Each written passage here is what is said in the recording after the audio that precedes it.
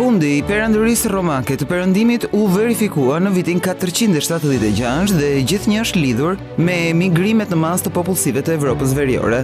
Pushtimet barbare dhe momenti I mbërritjes së klaneve gjermanike shënoi fundin e dominimit romak, duke ndryshuar asjetet shoqërore dhe demografike të gjithë kontinentit.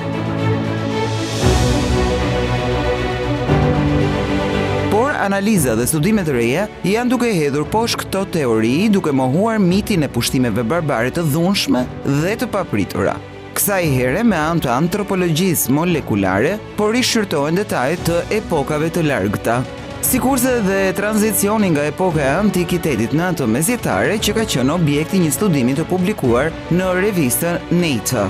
Rënja e perandorisë romake nuk ka qenë një moment, por një proces dhe pushtimet barbare nuk kanë qenë as të dhunshme, as të papritura dhe as shkak. Përmes teknikave është arritur të rindërtohen origjinat gjeografike të popullsive që banonin përmes vijës së lashtë kufitare të perandorisë në pjesën jugore të Gjermanisë së sotme, zakonet dhe traditat e tyre të përditshmërisë, strukturat familjare dhe deri tek pritshmëria e jetës. Është analizuar trashëgimia gjenetike e ishtrave të rreth 250 personave që kanë jetuar në vitet 400 deri në 700 të erës sonë dhe janë konfrontuar me rreth 2900 gjenoma antike, mesjetare dhe moderne. Rezultatet tregojnë se grupet e vogla individësh me prejardhje prej zonave veriore të Evropës kishin nisur të migronin drejt jugut shumë më herët nga ajo që konsiderojmë se fundin e perandorisë. Madje kishin adoptuar stil jetese tipik romak. Të dhënat tregojnë se në momentet e para të zbritjes së tyre, emigrantët verior jetonin të veçuar nga pjesa tjetër e komunitetit në toka bujqësore dhe zona periferike, ku toka I jepej përkundrejt paktit të kufizimeve martesore, gjë çka jepte siguri për mbajtjen e karakteristikave gjenetike të ndara.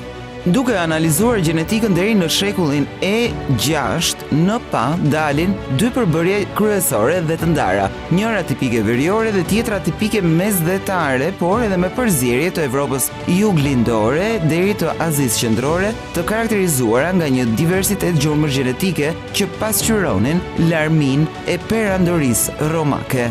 Por pas rënies së pushtetit romak, këto dy botë të ndara nisën gradualisht të afroheshin dhe shkrihishin me njëra tjetrën edhe në nivel biologjik përmes martesave. Kështu, emigrantët verior dhe romakët nisën të krijonin komunitete të reja jo vetëm gjenetike por edhe kulturore.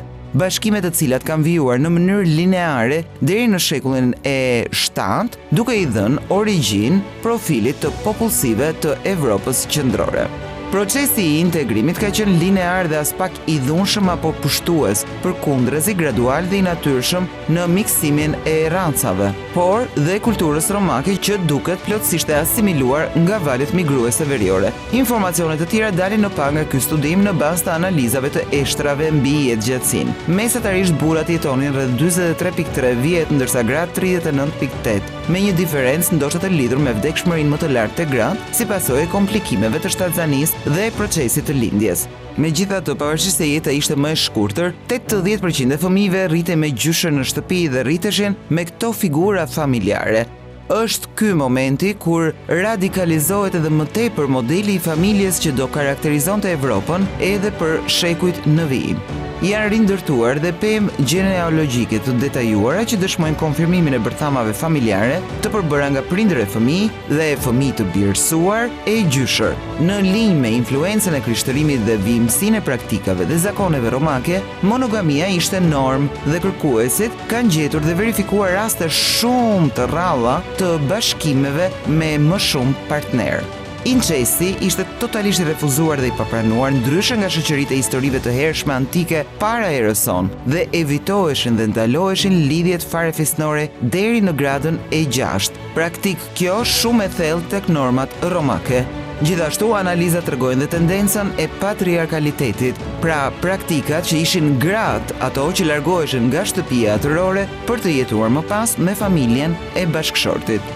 Shkrirja mes racave dhe popullsive pra ndodhi gradualisht dhe provat shkencore nuk mbështesin as pak historinë që kemi mësuar, sipas së cilës pushtimet barbare I dhanë fund perandorisë madhështore romake. Ishin të tjerë faktorë sociopolitik, ushtarak, ekonomik e tjerë që ndikuan në rënien e saj.